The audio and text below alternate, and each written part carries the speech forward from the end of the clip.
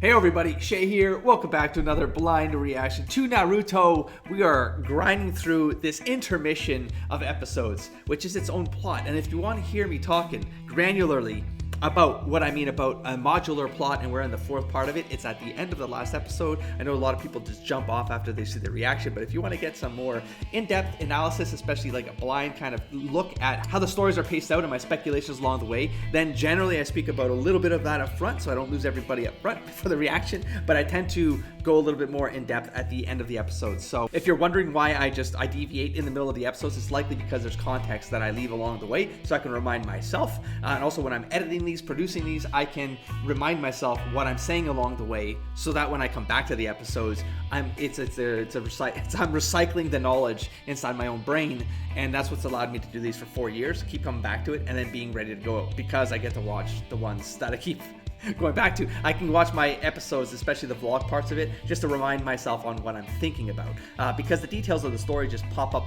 in the story again if they matter to pop up. The seeds are going to get resurfaced, and then the trigger memory will happen, which I depend on quite a bit. I depend on stuff I have no idea. I remember for years and decades, but something will happen, a smell or a sight or a trigger or a flicker or something, and bam, I just have like, I remember where I am, I remember what I was watching, I remember a bunch of associated memories that happen with it, just something that happens in my brain. I just roll with it. It seems to work for me through life.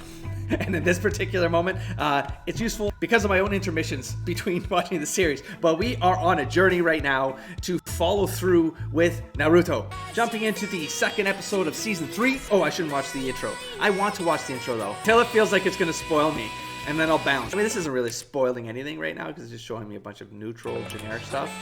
I'm just worried if it's going to show me new characters that we know he's going to be part of the storyline, so this isn't really a spoiler. You know what? I'm going to skip. You're right. I'm just going to skip. There, you saw as much as I saw. I'm out. I don't want to know any further because then I might know who wins and crap like that. No. Okay, so it's not like a dangerous dude. Is what I took away. He's respected. I'm putting all my trust in you. Okay. There's not a fear angle to this. He knows Orochimaru, so okay. I'm sure it's fine. I trust the perv. The summoning jutsu. Wisdom of the... Thank God I'm not big enough for people to clip that shit. I did not expect this. I thought we were going to completely focus on Naruto here. I think I talked about that. Although, there's stuff I would like to talk about that I just had a trigger memory for. Which, let's see if I still remember to talk about it after I get some more context here. It's about the thing on the back. In case I forget, people can call me out in the comments after. Don't you ever sleep at all? Why are you here? I was planning on attacking you while you slept. If I Oh my frown, gosh. I can battle the one I really want to face. Oh my gosh. Sasuke. Okay. Well, he's being honest. I wonder which is faster. Your sand Oh, or gee. my sound? I mean, it's gotta be illegal to do this, but I guess not. I guess not. When the moon is full. When the moon is full, its blood boils. Bounce, dude. What in the world are you? No way. Are we gonna see it? Are they gonna leave this mysterious? It's a lycanthrope? He's a sand werewolf? No So way. that's Gaara's true form then, is it? No way. Is this okay? He was a sound ninja. Yes, it's fine. He's long since served his purpose. But I thought he was a guinea pig intended to test the power of that kid, Sasuke. Are you kidding me right now? What? Is Kabuto in league with the sand ninja? I was ordered to see Sasuke when he was in the hospital, but I failed in that mission. Well, at least now there won't be 9 fighting each other. Uh-oh. Then the plan to destroy the Leaf Village will be completely ruined. Oh, there's a couple more people in league here, and we got Coughing Boy. You Replacement just Jutsu. nonchalantly Replacement come here Jutsu. and Cough meet Boy, with you me. gotta get out of there. The sand So he won't said. make a move till the last moment. This is the will of the Kazekage. He's gonna cough and give himself away. This is I swear to God, if they were like prolonging that cough scene just to be his like gaff right now, is that the right word? the thing that screws him and gives himself away right now. Come on. It's gotta be something crazier than that. Come on. Make sure you tell them about this plan as soon as possible. Oh, they're not going back to that dude. Is he gone? All Is he right. gone? I must tell Lord Hokage. Oh. I'll take care of our little spy. Oh boy. No, wait. I will handle this. As a gesture of faith in our allegiance. I don't know, man. I don't trust anybody. Yeah, I don't trust anybody. Oh, jeez. I feel like everyone's manipulating everyone. Like, I just don't trust anything. Oh, man. Oh, Kakashi's got to get in here now, man. He's got to solve this, bro. What in the world do you... Oh, Seems there's I a have no cough. choice. So they're still reminding us that the cough is important. So, I mean, it's got to be important. That's to say, like, it's so prolonged, that little detail, it has to be important. Is that his power? Or is he cursed? Or is he poisoned? Like, I don't remember how he got this cough. Was he one of the guys that got initially attacked in, like, the first phase? Like, when Orochimaru was introduced? Like, did something happen with this guy that I can't remember? Is that his power? I say. He's a coffee ninja. Well, I think we got ourselves a climax of this break. Or at least it's going to lead to that. Because, like, stuff is going south real fast here. Oh my god. Stuck in the armor? But it got blood. I can't free my sword. Oh. Impressive. Your talent with a sword is superb. However, a wind sword is a different story. No one can stop it. Oh no. Oh. Oh my gosh. Wow. Wow, I did not expect it to go there. Oh no. I just immediately think the worst here. There he is. Why do all old men in anime have to be creepy like this? You are so creepy. Oh my Mr. gosh. Jiraiya, now? I'm just desperate for someone to train me. Oh my gosh. So you finally came out of... No, no, no, I've no, been no, waiting no, for no. you. No, no, no, no, no. No No, just no all the way. No, Hey, are no, you no, just no. making fun? Listen, there's nothing fun about this situation. Let's get back to the hotel. Okay, do you remember what we talked about yesterday? We talked yesterday? Very Wait, funny. what? Remember Is you he said joking right something now? about having... I you can't said that make when out you if that's exerted serious, man. enormous... Well, did it work? No, it's not right. Oh, man, you really have absolute zero talent, don't you, kid? Hey, don't go acting like you're so great. Naruto probably still hasn't realized that his red chakra is really the nine-tailed fox's Exposition. chakra. For the technique I'm going to teach you, the chakra you've used until now is nowhere near powerful enough. Yeah, that sounds really cool and been a exciting, but how reaction? do you even know that I really have that chakra inside of me? It's because I am a sage. Yeah.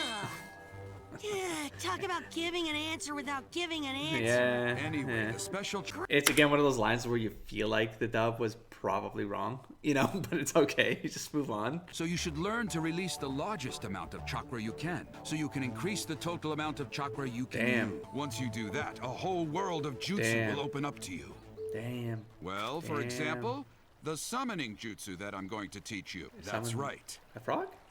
Summon the frogs? Oh. And then summon them whenever you like with ninjutsu. Oh. Yeah, that sounds Okay. awesome. Teach me quick. Come on, right now. Let's Summon get monster? going already. Summon animal. Storm of You're gonna frogs. need to- He already knows the shadow clone jutsu.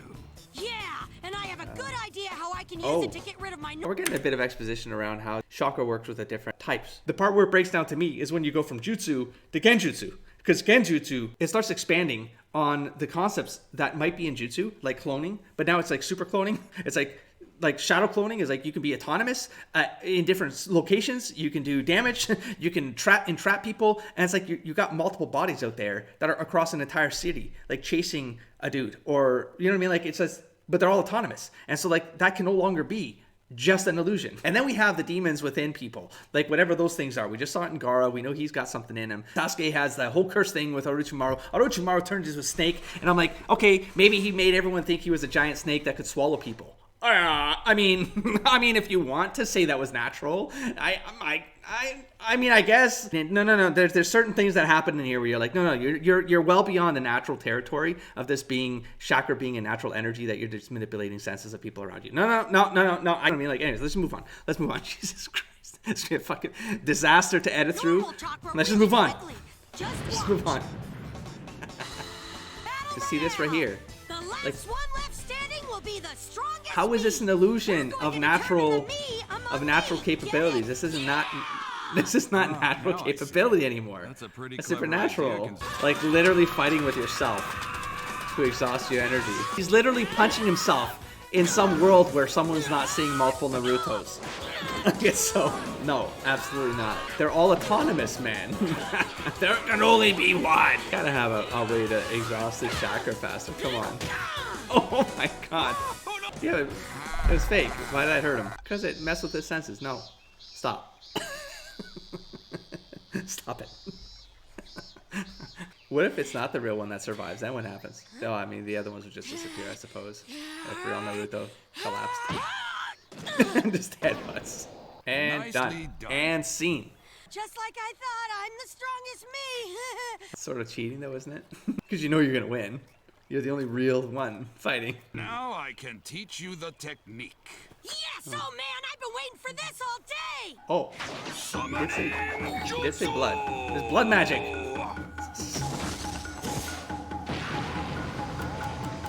Whoa, that is totally awesome. That may be the coolest thing ever. Is it though? You're summoning a frog. It's a contract with the summoning toads that's been handed down from earlier generations of ninja. What? Just sign your name in your own blood and stamp the fingerprints of one hand in blood. I mean, way more complex than I would have imagined. For okay, if you're biting hard enough to gore yourself to leave that much blood, it's pretty crazy. I mean, that's definitely a mystical component chakra, here. It should be That's not easier natural to release anymore, your red man. chakra. Come on. That was a legit prep of a spell, summon, like, sigil, contract. Yeah, but where does that? Oh, his energy would come from the fox spirit. Oh, a tadpole. I was gonna die. Put it in the water. Put it in the water. Yeah, because he still had some reserve left or something, right? So I thought the whole point was to get maybe the fox spirit energy to come out there, but it needs to be a build up. For that to happen, it's gonna be like a massive build up. Okay, we got the major dude. Oh, the other guy. Oh, they took him out. I mean, he's gone because that was the night attack, and now it's day, and the crows are out, so they're probably feasting on his body already. Is it over? Oh, damn. You know, I'll probably cut around a big ramble, or maybe I'll leave just enough in that'll let you know that I started to do something and it went way longer than it should have, and I can just keep it here so it doesn't interrupt the flow of the actual episode. So, to expand on my thought, we just got reminded on the exposition around jutsu and genjutsu, which is, I've been thinking about this, you know, calling it magic. Because, you know, when I call it out, it's more like, because I'm still thinking about many episodes ago, like the beginning of the series, where it talked about how this is more like manipulation and illusion of senses, and it really just is a manipulation of the natural world, and that's usually that's mostly what the ninjas are doing. They're just manipulating the natural world. Shadow Clone is like they're autonomous and they can attack, and they can literally run across entire cities. All of them can separate and be way away from the original. So at that point, it can't be a natural illusion in the sense of like a stage magician, but like a super stage magician is how I see jutsu, right? It's kind of natural, but in a super stage magician kind of way. Like, we know the trick is fake. You know what I mean? We know it's not really magic we're seeing from the stage magician on that stage in Vegas, but it's amusing, it's entertaining, and they trick our minds. And so we all go home and we talked about how cool was that magic show, right? We know it's not real magic. We just know it's someone messing with us on stage. But now expand that to shadow cloning and these other kind of really phenomenal capabilities. It goes well beyond what could be natural. It's well beyond, and that's what I believe. This episode might have pushed me over like to actually understand it, which it goes from jutsu to being genjutsu, because he explicitly says something about genjutsu, blah, blah, blah. I forget how he worded it, right? But in my head, I was like, that was a trigger where I was like, so like genjutsu is more like the magic that I'm talking about, which is like, it's still not magic, not the word magic. Semantically, it's just semantics. Where the chakra energy itself is a natural energy that they can tap into that, and they can enhance jutsu capabilities, which is a manipulation of senses. But they can do this at a really advanced level using this natural energy as a power source that depletes as they cast these ninja arts. Listen, if you just change all the words in what I just said, it's magic, right? You have a magic system, there's mana, the mana depletes, and then when it depletes, you can't cast any more spells, okay? And as long as you have the mana, you can cast the spells, okay? And if you can use more mana to cast more powerful spells. It's magic. So we can call it natural magic and just move on from this, right? It's chakra magic, I don't care what you call it, but it's like, at the end of the day, you're doing something that's unnatural. It's something that's beyond the normal capabilities of a normal person inside, even this world. And so now we're talking about, we literally just saw, a binding spell. It's a binding spell, a summoning spell that's kind of like a binding thing. I know there's like an Eastern like angle to all of this, I'm sure of it. Of the whole scrolls and like this summoning. I'm sure this is all tied into some sort of myth and lore that they've melded into like the Naruto story plot here. But even like gothic horror stories like Lovecraftian stuff, like there's whole summoning circles, right? Signing in blood, and I mean, it's like, this is probably Eastern and Western. y'all kind of seen patterns of this, right? And that's effectively like a summoning spell or a binding spell for demons. And then they have the seals, which are effectively, they're literally binding sigils that burn into them. But anyways, the whole point of this is to basically say that I think that this might have started, like the show certainly seemed to start in a way that was more about, hey, here's all these like illusions that look like magic, but they're really not. They're like, the ninjas just get really skilled at being able to do trickery using these chakra buildups. But I don't know, if you walk up a tree and you're literally standing on the bottom of a branch, I'm not sure that's natural, but chakra is natural. And so in this world, you can just stand upside down on the branch of a tree because that's natural. And if we twist all the words around like that and create context that redefines what we mean by natural, well, then we're just redefining what natural means. And so we're really confusing the situation more than it needs to be confusing. It doesn't need to be this confusing. Like, we can just say it's natural magic or chakra magic. Like, it doesn't matter how you call it, but at the end of the day, they're effectively ninja chakra spells. Like, that's what they are. Whether they come from a natural source or not, it's semantics. It's semantics layer. It doesn't really stop it from being what it is. It's not natural, it's supernatural, and they train themselves to become superhuman. And that's just the reality. That's just the way it is. And that's cool with it. It sounds cool. I'm only assuming that this is possibly like a ninja lore enthusiast debate out there because it came up in the comments and it was very respectfully done. And by the way, I do consider it playful to talk about these kinds of things and like bring them up and like have these nerd discussions around semantics, just like, you know, who's stronger, Superman or Hulk. I mean, I've been through this for decades. It's fun. I don't think there's any reason for any of this kind of stuff to be serious. Listen, I don't know what the real lore actually is, if this is just like a debate inside the Naruto fans themselves about what this is. So I did not expect this micro plot to go in the direction it's going in. I mean, yes, Naruto getting trained was a thing. What I didn't expect is to have a Gaara moment. And it seemed pretty dark. Now, I don't know what happened to that sound guy. I did write his name down in a couple episodes ago where I feel like I got it for the first time, and now it doesn't matter because he might be dead. I don't know, or maybe he's like completely hampered. I'm not sure. But I walked away with like, I think he's out of the picture. I think he's done for. I think he's done.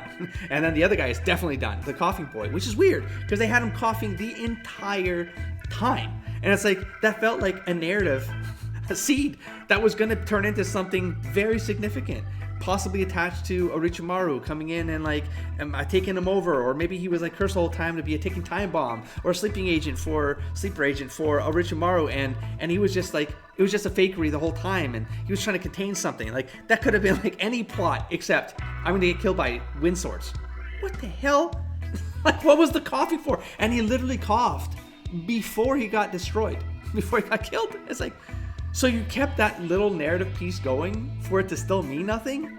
Part of me feels like that's impossible. Like, I have to believe that's just ninja trickery still happening because I can't trust anything in the narrative with the show, and that's the fun part of it. Do not spoil me in the comments below. And then it's like, the other part I didn't expect is a frog. I didn't expect summoning of frogs to be the power he learns on this 1 month off. He's gonna learn how to summon frogs.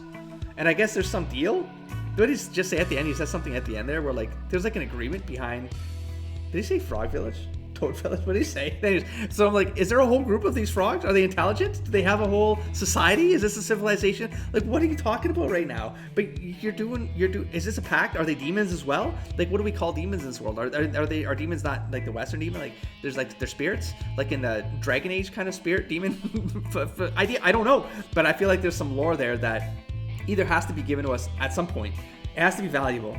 There's a massive potential seed that just got dropped on not seed from a narrative perspective, but from a lore perspective. There's a lore piece here now where it's got me asking questions like, is there a toad village somewhere? Toad something. He said, he gave a name to it where I was like, that sounds important though. That's not just like a toad. You're not just summoning these giant toads. I feel like these are intelligent giant toads. They must have a society or community. You've had some engagement with them where you've become allies, but there was more than just Jiraiya's name signed on there. There was a couple of people who signed their names on there, but who are those other people? Like, are there like toad summoning specialists out there? Anyways, very strange. I did not expect it to go in that direction.